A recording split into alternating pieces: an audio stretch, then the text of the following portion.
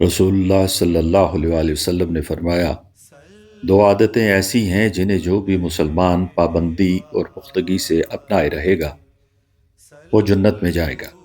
ध्यान से सुन लो। दोनों आसान हैं मगर उन पर अमल करने वाले थोड़े हैं। हर नमाज के बाद 10 बार अल्लाह की तस्बीह करे, सुबहान अल्लाह कहे, 10 बार हम्द बयान करे, अल्हम्दुलिल्लाह कहे और 10 बार अल्लाह की बड़ाई बयान करे, अल्लाह अकबर कहे। अब्दुल्ला बिन उमर रज़ी अल्लाह अन्हु कहते हैं, मैंने रसूलुल्लाह सल्लल्लाहु अलैहि वसल्लम को उन्हें अपनी उंगलियों पर शुमार करते हुए देखा है।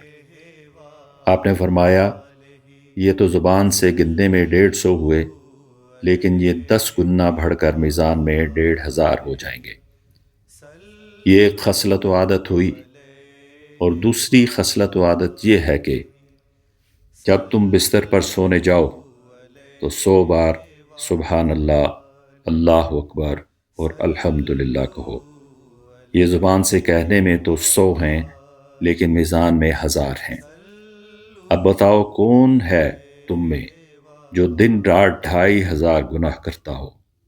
लोगों ने कहा, हम इसे हमेशा और पाबंदी के साथ क्यों नहीं कर सकेंगे।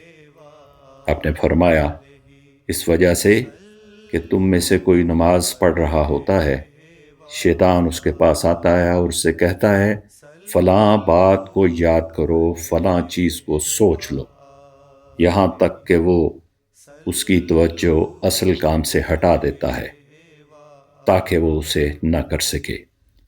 ऐसे ही आदमी अपने बिस्तर पर होता है और शैतान आकर इसे थपकियां देकर सुलाता रहता है, यहाँ तक कि वो बगैर तस्बीहात पढ़े सो जाता है।